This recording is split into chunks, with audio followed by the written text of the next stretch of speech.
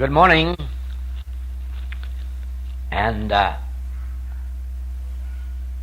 know that you are surprised to hear me say good morning, because you were expecting good evening. But this is really a good morning, and this is a good morning in Hawaii.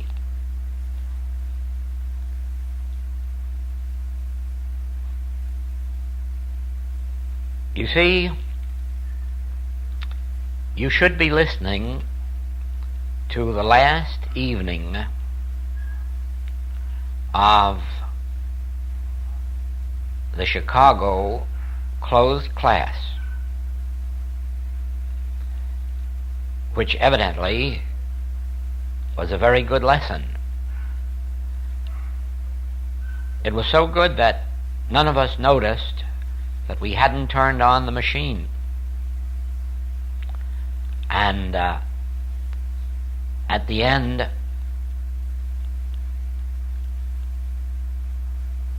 we came out of our spellbinding session to find that not one word had been recorded. But some of our students had taken notes. And so I took these notes with me on to Cincinnati, and there used these in a lesson which was recorded. And even though the message may not have been exactly the same in words, it was essentially the same in essence. And when we played back the tape, we found that the recording head of the machine had been broken, and so none of it was preserved. And I have an idea that the meaning of all this is that something more important than that lesson must be brought to our attention as a closing session for such a class as we had in Chicago. Well, since that night in Chicago and that evening in Cincinnati, I have been all around the world, and have given classes in New York, made a trip to Puerto Rico for some healing work, the Virgin Islands, and then all the way across the Atlantic to London for lecture and class work, and as you know, over to Holland, up into Sweden, Germany, Switzerland, and so on, around the world and back here to Hawaii. And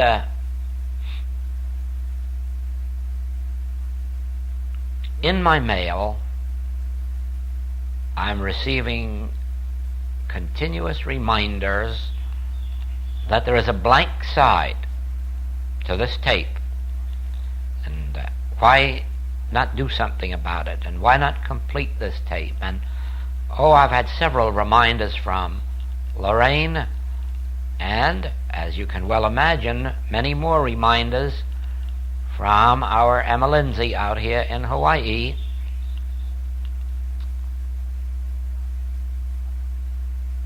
But nothing has happened. That is, nothing happened until yesterday. And out here in my home, on a very peaceful, quiet day, Emma set up the machines and let me listen to the fifth night of the Chicago class. That is, that which is on the other side of this tape. The subject is a higher view of God, of prayer, and of the self.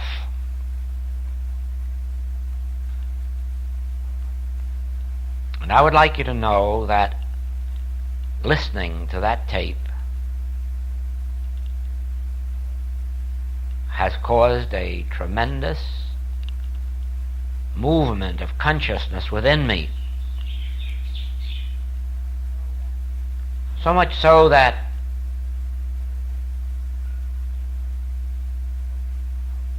I closed up the house before 6 p.m. and retired. Not to sleep, because until 10 o'clock I just lie there in bed thinking upon what I had heard, pondering the depth of the message, wondering what effect it really would have on our students if they ever decided to put that tape into practice and attempt to demonstrate it. At 10 o'clock I got up and fixed myself a hot bowl of soup. Went back to bed and still couldn't sleep. It was after midnight. And the subject of this tape was still stirring me. Well, it is now something after 9 o'clock in the morning, and I've had a few hours of sleep, but I'm still haunted. I'm still deep in meditation, and I don't seem able to throw off the effects of what I heard. I wonder how many of you, listening to the other side of this tape, have felt yourself stirred and moved from head to foot to such an extent that you never want to hear another word of truth in all your life. That your only hope is that you can demonstrate one tiny portion of this message. I know that the effect on me is that I want nothing more than to teach one more class on the subject of prayer, but on the subject of prayer as you already have it on this tape, but teach it in such a way that that which I feel in my soul, this deep stirring within me, so that it can translate itself to you, impart itself to you, so that you feel what I feel and know what I know, and then go on and demonstrate to the full capacity of your understanding.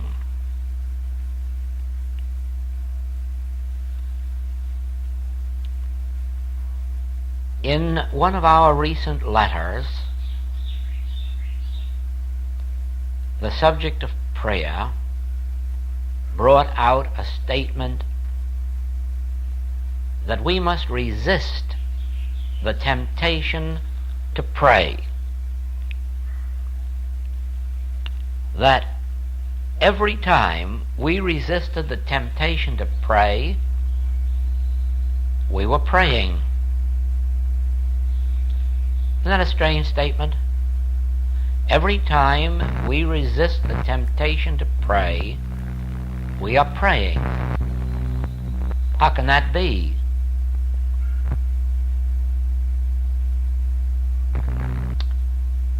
Well, of course,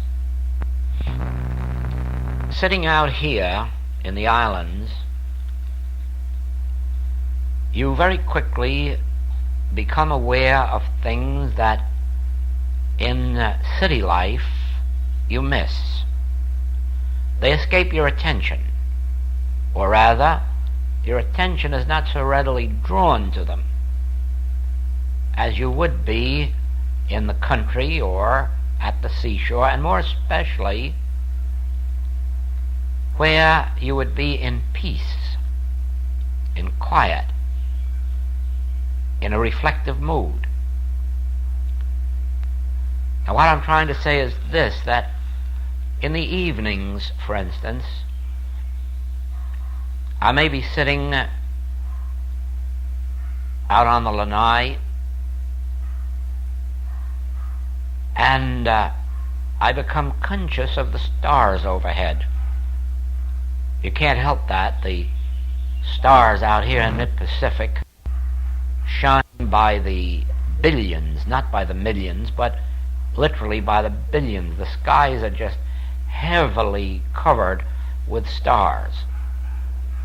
Some are so tiny that they're but flickering lights, and others are really large. Once in a while you see one or two stars close to the moon, and these stars are as large as baseballs.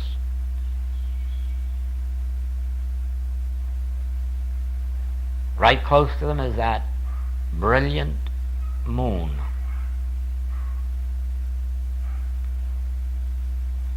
Now,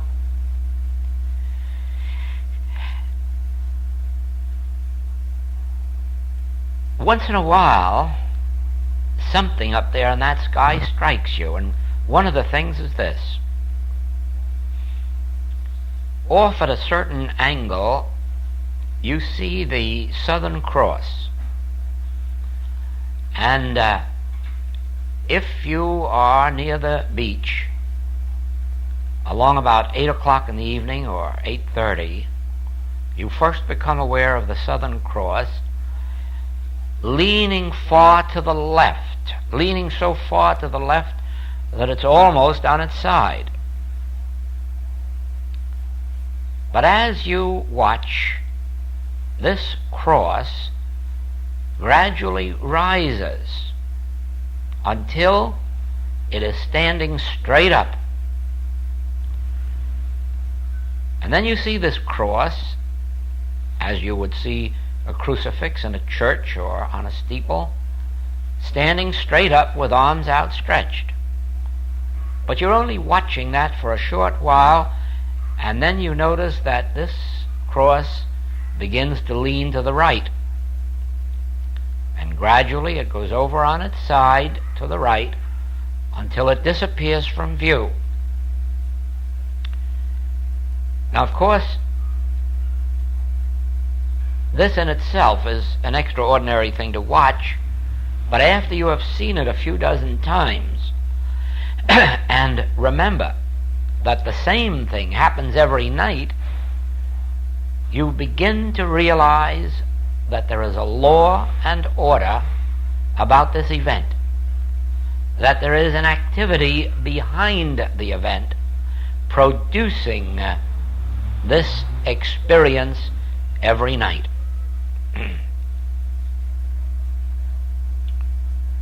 Well, so it is with the moonrise out here.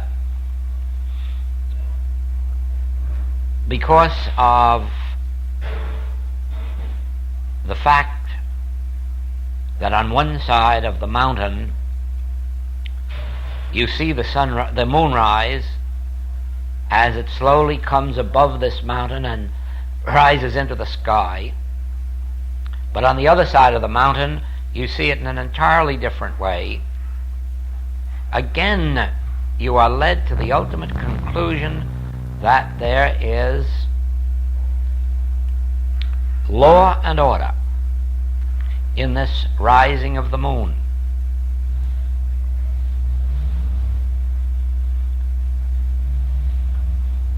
You hear that automobile going by? Well, we don't have that very often out here where I am. It just had to happen for your special benefit on this tape. Actually, this is one of the most quiet spots in all this island, and far away from any of its noises and tourist activities.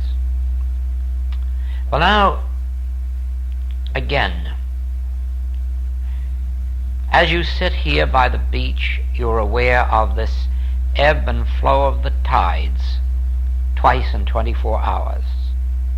The regularity of it, the orderliness of it, the beauty of it too. And of course, with the flowers, this is really a continuous miracle. Now, in pondering this, in connection with the word prayer, can you see, as I do, how sinful it would be to pray for the Southern Cross to rise in the sky, or to move from its left side to straight up, and from straight up to over on its right side, or to pray for the tide to come in or the tide to go out? Would it not seem sinful to pray for these beautiful flowers to bloom, when all one has to do is sit here and behold, and the miracles take place before your very eyes without desiring it, without any over-eagerness for it to take place, just beholding it, watching this great mystery of life unfold itself, disclose itself, reveal itself, all for your benefit and mine? Is it any wonder that Scripture sounds so wonderful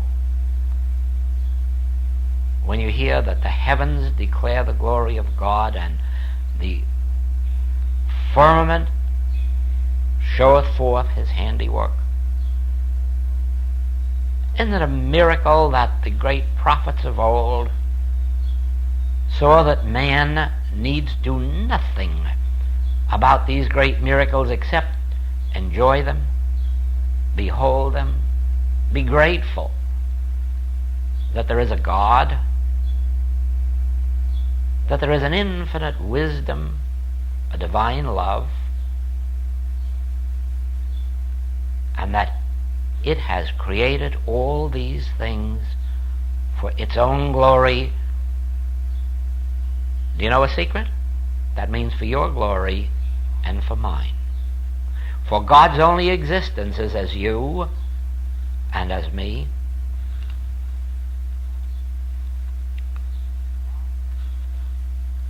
God's only existence is as you and as me.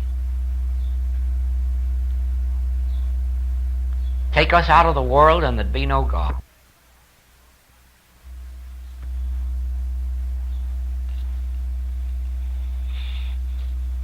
And so, this whole heaven and earth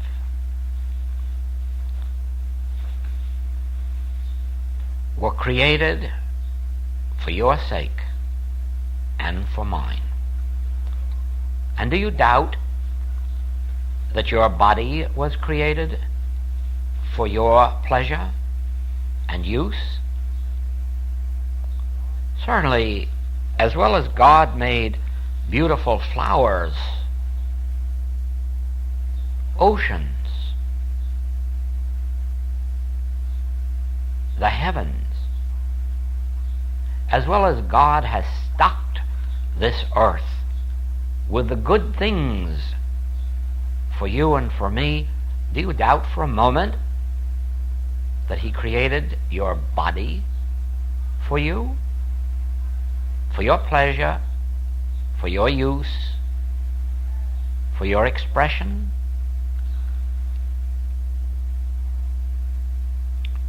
Now, we have seen before this that there is no use to pray for supply. This whole world is full of supply. Even if you wish to be as practical as to think in terms of meat and potatoes, vegetables, poultry, eggs, milk. You know there's an abundance, an overabundance of these things in the world. There's no use to pray for them. And of course, all of the materials for our clothing, wool, cotton, silk, and now these artificial materials. The world is overstocked with these. There's no use praying for them. Silver, gold, the world is overstocked with these. More silver, more gold, more platinum buried in the earth than man can ever use. No use praying for these. Fresh air, clear water, no use praying for these.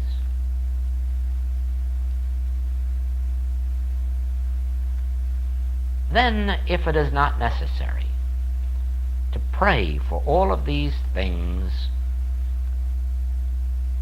what is there left to pray for? A healthy body? Oh no. God couldn't have given us so much of His grace expressed in infinite supply without having also given us perfect bodies. There can be no use of praying about our bodies.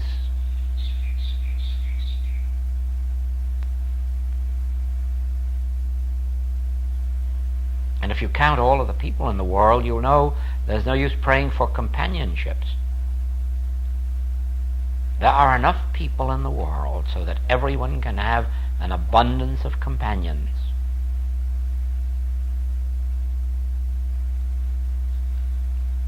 So you see, as you sit here watching the orderly processes of nature, or what we call nature, more especially after you have perceived the invisible activity of the Spirit as it appears outwardly as these harmonies of nature, as we have seen in the message of the infinite way,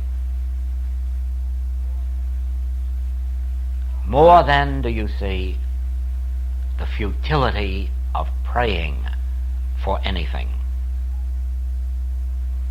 Now you see, at first, this seems to wipe out prayer and the need for prayer. But that's only at first glance. Because something in your heart tells you that prayer is a glorious thing. That prayer is one of the most beautiful experiences on earth. Something within you tells you that prayer must be the very voice of God, the very atmosphere of God, the very consciousness of God. Something within you tells you that prayer is a sacred thing. It has even told me that prayer is a secret thing. I have understood what the Master meant when he said that we must pray in secret, that we should not pray to be seen of men, that we should not gather in places where men can see us pray, but that we must retire into a sanctuary, an inner sanctuary, a secret place of the Most High, the 91st Psalm calls it, and there pray. But not pray for things, but not pray for conditions, not pray to or for. Just pray. Just pray. Our Father, which art in heaven, hallowed be thy name. I live in thy grace. And thy grace lives in me. The Lord is my shepherd. Because the Lord's grace is my sufficiency. The Lord cares for me as the Lord cares for the sun, the moon, the stars, the plants, and the planets. I live and move and have my being in God's order, in God's grace. God must love His Son, that He created this whole world for His Son, for you and for me. It's more wonderful to me to know that God loves me than to know that I love God.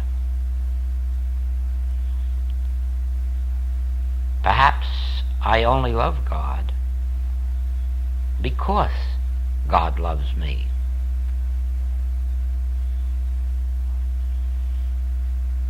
God's love is expressed as my love. God's love is reflected by my love. Without God's love, there could be no my love. Without God's loving me, I couldn't love God. Do you see that love is a two-way activity? It must be so, much more so than in human experience. It isn't very difficult for us to love those who love us. It is very difficult to love someone who has little or no feeling for us. And so I'm not too much concerned about my love for God, because that wouldn't exist at all, except for God's love for me. Now, you know, just pondering that is a deep prayer. Just realizing God's love for His universe, God's care of these beautiful flowers and trees, God's care for His children. This is prayer. And in this prayer, I have no desires. I have no desire that God should love me more than He does. I have no desire that God should care for me more than He does. I have no feeling that God should be doing more than God is doing. If anything, my desire is that I may have more time to appreciate God's love and what God's love is doing in my life, in my mind, in my soul, in my body, in my purse. I wouldn't be surprised that if I took more time for looking out of this window, as I'm looking out now while I'm talking to you, and pondered more these beautiful coconut palms, trees with as many as 50 coconuts in one tree.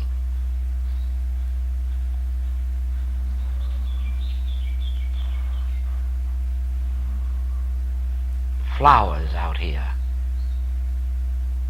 in infinite form and color, and variety, and the steady flow of the ocean. I think if I took more time to realize that none of this would be but for the love of God for His Son,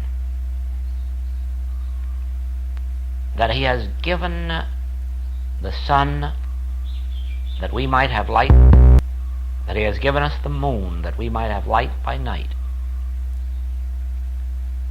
that He has given us this ocean that we may travel, that we may be fed.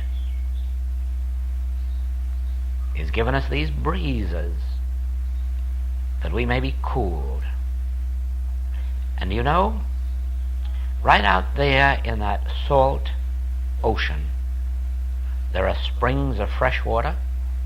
Actually, springs of fresh water bubble up through the sand right in that saltwater ocean. Oh yes, there are places where kids dive down and drink fresh water right while swimming in the saltwater ocean. Seems impossible, doesn't it? But God has provided for our every need. Prayer is a most wonderful thing when it is a contemplation of the beauties of God, of the bounties of God. Prayer is a most wonderful thing when it is a contemplation of the activity of God in our experience, or the activity of God in the experience of the world. Prayer of contemplation. This makes one a contemplative. And yet, can you not see that it doesn't take you out of the world? It really doesn't mean that you have to leave the world to contemplate God's grace. You can just take a spare hour or two on Saturday afternoon or Sunday morning or an evening, or perhaps even retire at 8 or 9 at night and get up at midnight and go out for a walk, or 2 o'clock or 3 o'clock in the morning. Go out for a walk.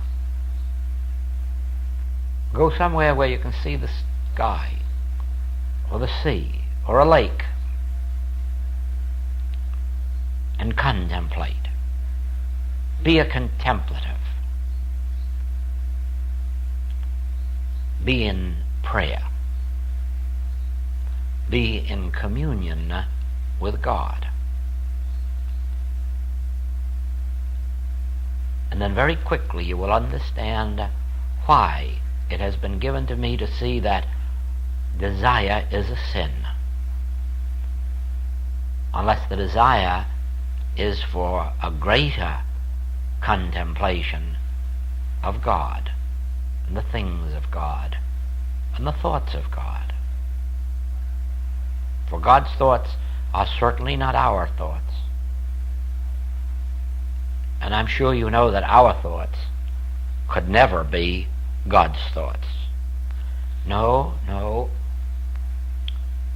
We think too highly of God to believe that God could ever be guilty of some of our thoughts. And so we know that our thoughts are not God's thoughts. But there's no reason why God's thoughts cannot become our thoughts if we become contemplatives, if we learn to contemplate as a form of prayer rather than desire. Even expect. Yes, expectancy can be prayer if our expectancy is that of watching the bud become the flower, that of watching the moonless sky suddenly be filled with the light of the moon, or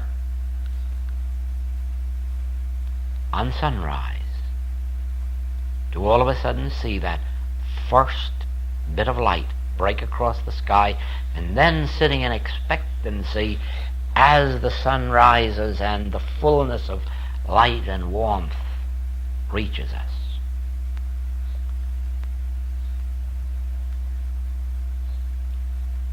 But when expectancy is that God shall move outside of its orbit to obey our direction, supplications, personal desires, then prayer becomes a sin.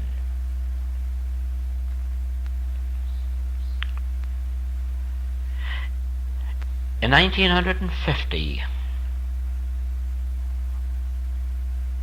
in the midst of our Hollywood class, I said that there never would be another Infinite Way class unless more were revealed to me on the subject of prayer. And we've had many classes since then, but each one of them has been toward a higher concept of prayer. Each one of them has been a recognition that we have not yet arrived at the fullness of the understanding of prayer.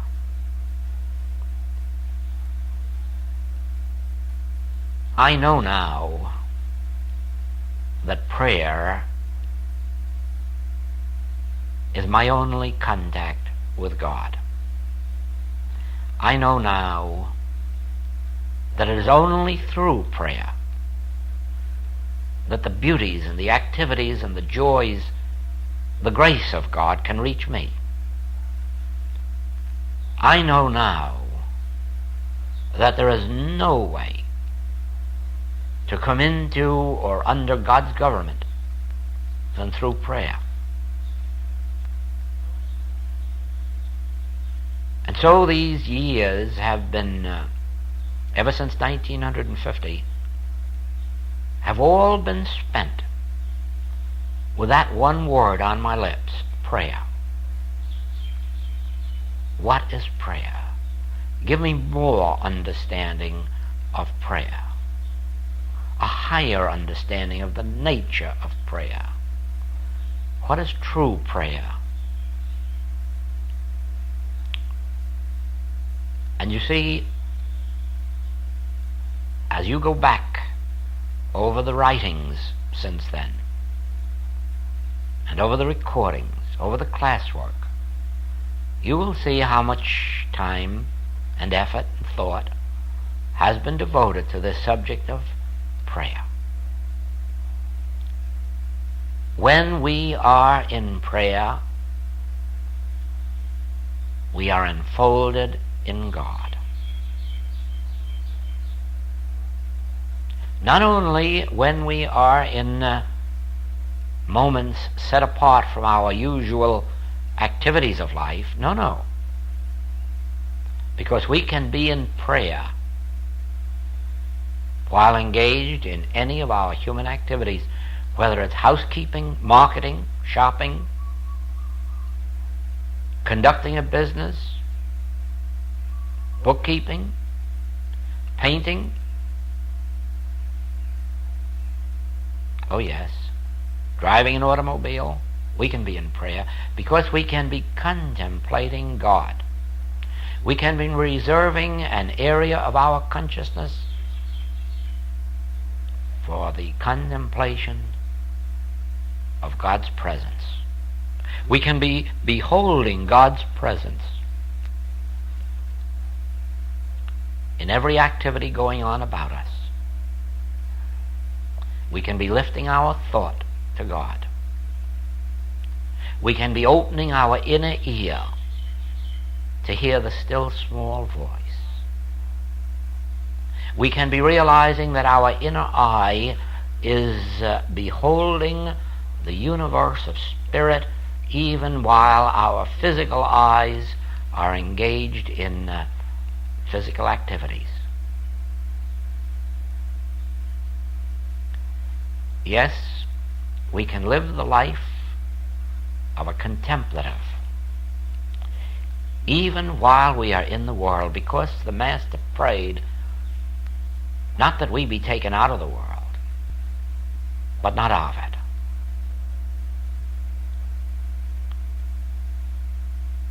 Prayer. The higher concepts of prayer. Prayer in which we no longer turn to God for anything but the joy of basking in His presence, in His grace, in His love.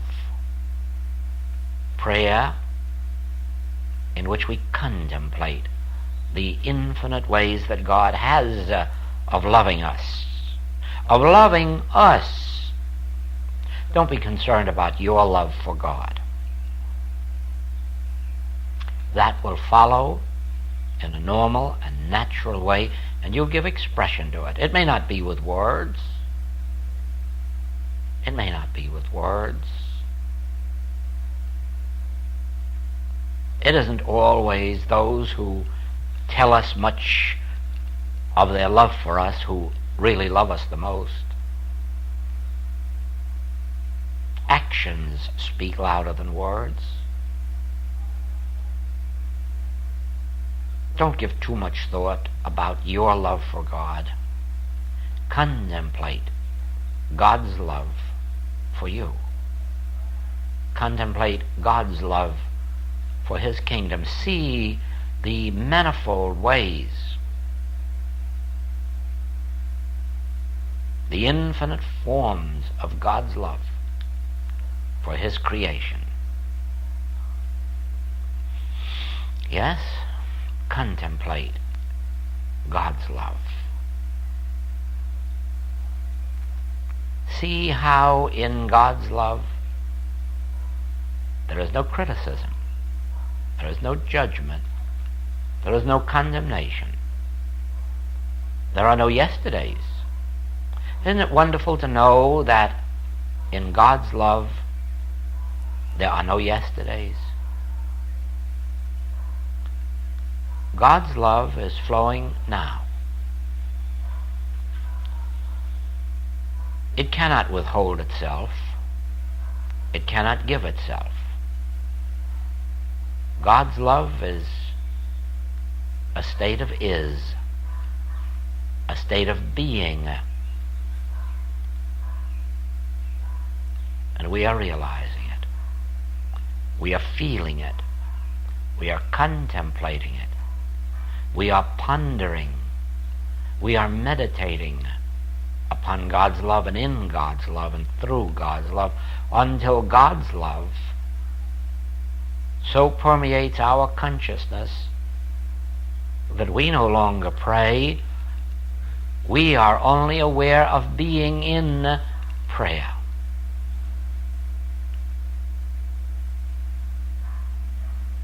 Prayer is a contemplation of God's love for His kingdom. Prayer is a realization of God's presence filling all space.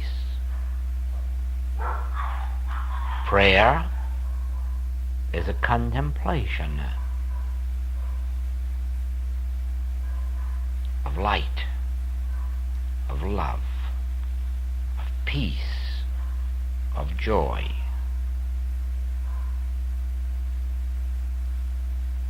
Prayer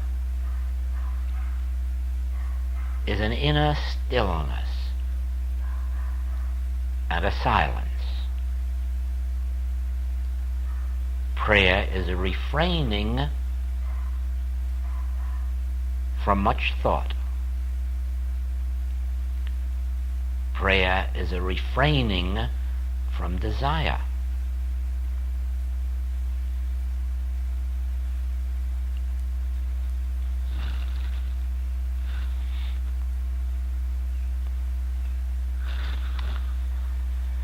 Do you begin to see now why, whatever message there was, on this side of the tape was twice obliterated. It was so that our attention could be drawn again and again to the other side of this tape, so that our attention might be centered on the fact that we already had revealed to us a higher concept of prayer, and that we mustn't race ahead too fast, but that we must return again and again now to both sides of this tape until we have learned a prayer that is a resting, a prayer that is a contemplation, a prayer that is an inner communion, if you will, a prayer that is a realization of is. God's grace is my sufficiency in all things. God's love is enveloping me and this universe. God's peace is upon this world. The Lord is my shepherd. I shall not want. The Lord is leading me beside the still waters. Yes, wherever I am, the Lord is. Even sometimes when I make my bed in hell, Thou art there. And should I walk through the valley of the shadow of death, Thou art there. My prayer is this holy contemplation that where Thou art, I am. That where I am, Thou art. That I am ever with Thee, as Thou hast said, Son, Thou art ever with me, and all that I have is Thine, all that I have is Thine. I, that I in the midst of You, that I in the midst of me. My prayer is a contemplation of is. God is. Life is. Love is. Joy is. In Thy presence is the fullness of life. In Thy presence is the fullness of life. Only in Thy presence is the fullness of life. Now, I know how to pray. And my prayer is an outflowing of gratitude, an outpouring of gratitude that Thou art, that I am, that all Thou art, I am.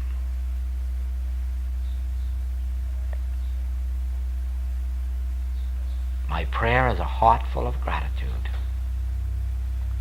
that Thou hast given us the heavens and the earth for our glory.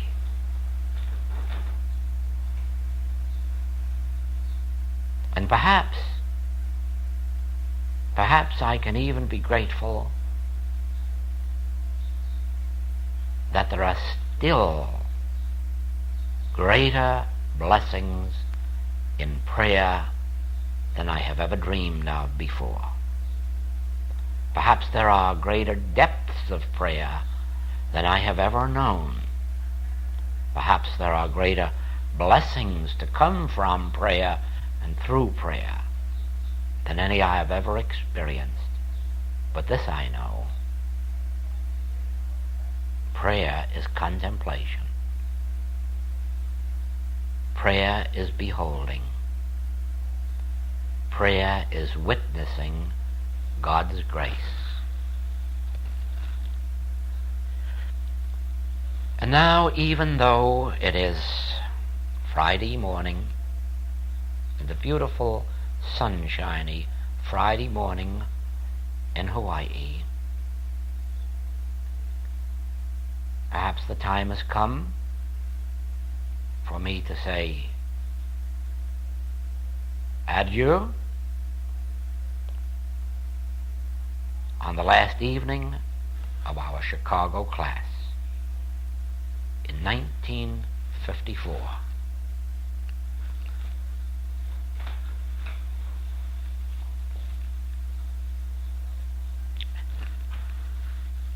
Aloha, and I hope you feel the tremendous beauty of this magnificent Hawaiian morning.